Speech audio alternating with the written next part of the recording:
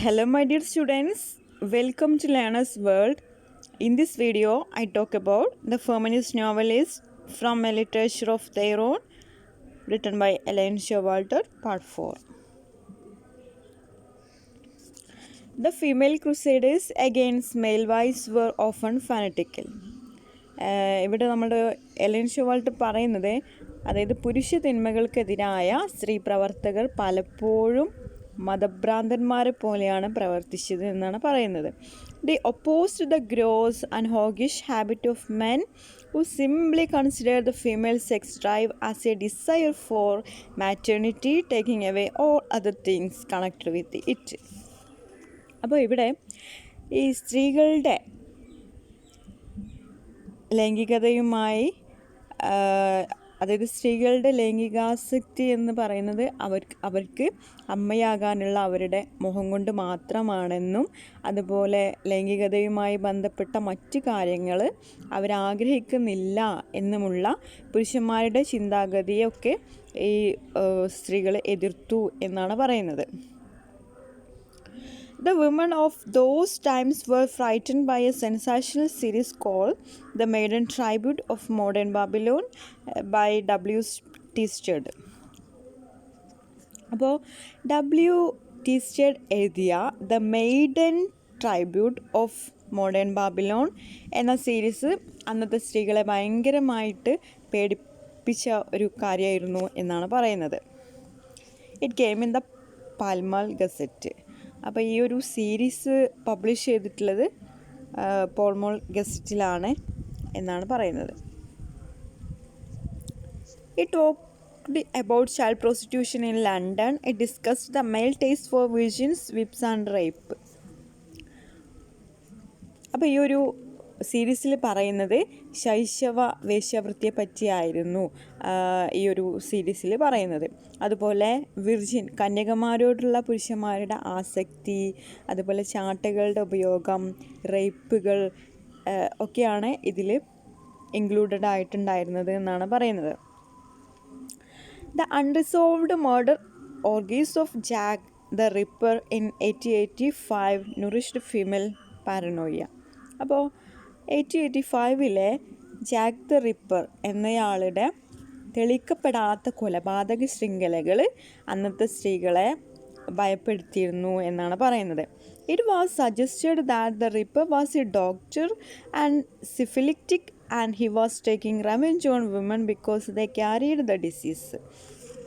അപ്പോൾ ഈ ഒരു റിപ്പർ ഒരു ഡോക്ടറായിരുന്നു, അതുപോലെ അയാൾക്ക് സിഫിലിസ് പിടിച്ചിട്ടുണ്ടായിരുന്നു എന്നാണ് പറയുന്നത്. അതുകൊണ്ട് തന്നെ അയാൾക്ക് സ്ത്രീകളോട് ഭയങ്കര ദേഷ്യമായിരുന്നു. അതായത് സ്ത്രീകളാണ് സിഫിലിസ് പരത്തുന്നത് എന്നുള്ള ഒരു ചിന്താഗതി റിപ്പറിനുണ്ടായിരുന്നു. അതുകൊണ്ട് തന്നെ അദ്ദേഹം അവരോടുള്ള പക തീർക്കലാണ് അയാൾ ചെയ്തിരുന്നത് എന്നാണ് പറയുന്നത് എന്നാണ് പറഞ്ഞു കേട്ടിട്ടുള്ള കഥ. അതായത് റിപ്പർ ഒരു ഡോക്ടറായിരുന്നു, അയാൾക്ക് സിഫിലിസ് ഉണ്ടായിരുന്നു.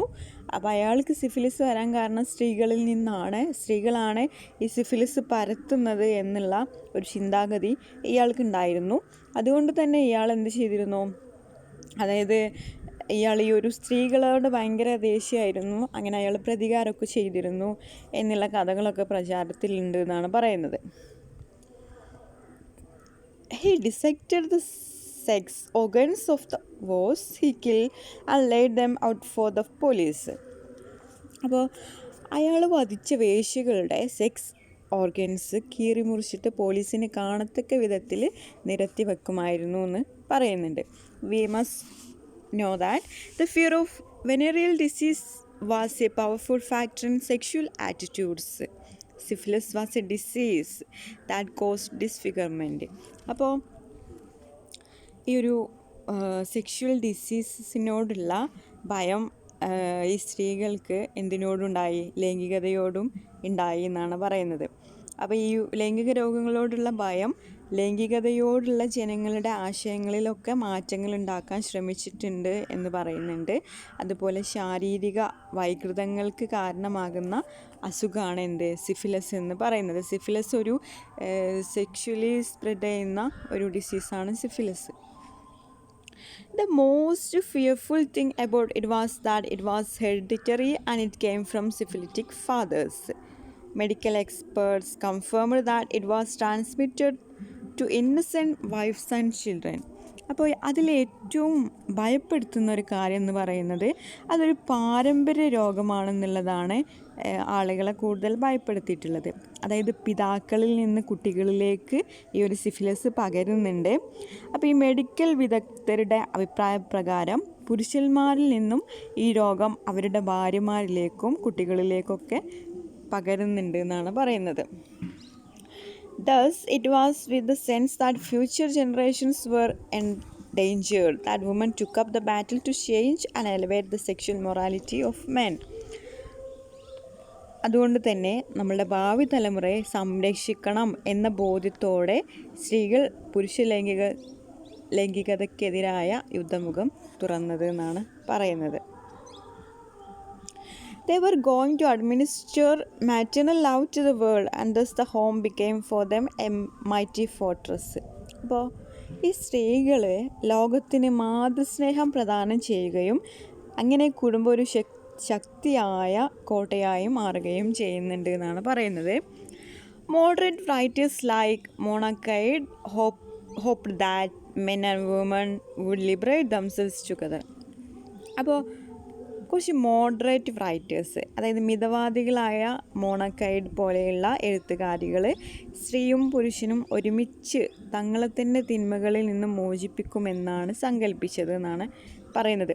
But extremist feminists thought that goodness was a monopoly of women and there was no benefit in trying to work with men in the process of uplifting women.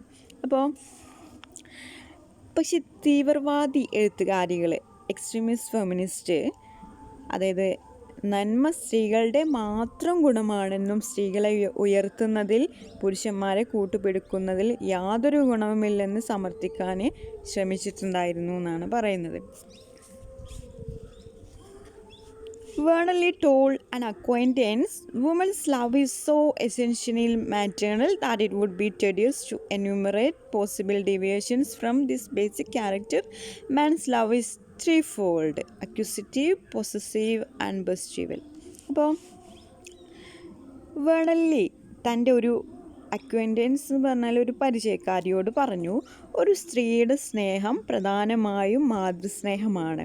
ഈ അടിസ്ഥാന തത്വത്തിൽ നിന്നും ഉണ്ടാകുന്ന മാറ്റങ്ങളെ എണ്ണിപ്പറയുന്നത് ഒരു അറുപോറൻ പണിയായിരിക്കും എന്ന് പറഞ്ഞു. പക്ഷേ പുരുഷ സ്നേഹം 3 തരത്തിലുള്ളതാണ്: അക്യൂസിറ്റീവ്, possessive and ബെസ്റ്റ്യൂവൽ.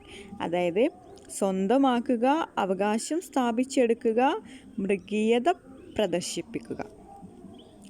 Like Florence Nightingale, a generation before, Beatrice Webb saw motherhood as a biological trap that drained women's political and intellectual energies. അപ്പോൾ ഒരു തലമുറയ്ക്ക് മുമ്പ് ഫ്ലോറൻസ് നൈറ്റിംഗേൽ പറഞ്ഞ പോലെ ബിയാട്രിസ് വെബ് മാതൃത്വത്തെ കണ്ടത് ഒരു biological ട്രാപ്പായിട്ടാണ്.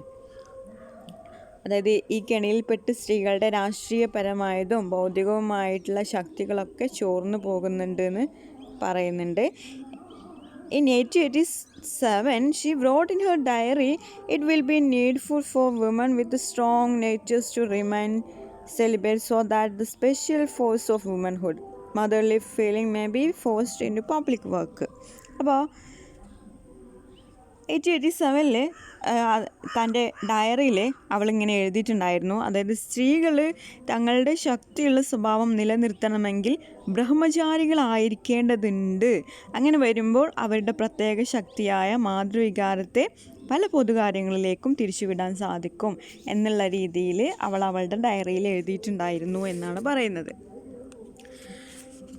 Much of the feminist literature represented a reaction to male sexual force. അപ്പോൾ പുരുഷന്മാരുടെ ഈ ലൈംഗിക ശക്തിക്ക് എതിരെയാണ് സ്ത്രീ സാഹിത്യത്തിൻ്റെ ഭൂരിഭാഗവും നിലകൊണ്ടത് എന്നാണ് പറയുന്നത്. But even the most passionate women considered this attack as alien, indiscriminate, insensate and injurious. അപ്പോൾ പക്ഷെ പല സ്ത്രീകളും ഈ കടന്നുകയറ്റം തെറ്റാണെന്നാണ് കരുതിയിട്ടുണ്ടായിരുന്നത് എന്നാണ് പറയുന്നത്. The Victorians believed that the wife could not refuse her husband's advance. His conjugal rights were absolute. Victorian കാലഘട്ടത്തിലൊക്കെ നിലനിന്നിരുന്ന ഒരു അഭിപ്രായം ഭർത്താവിൻ്റെ സെക്ഷൽ നീഡ്സ് ഭാര്യ നിറവേറ്റി കൊടുക്കണമെന്നായിരുന്നു വിക്ടോറിയൻ കാലഘട്ടത്തിൽ അവർ വിശ്വസിച്ചിരുന്നത്. ഓക്കെ.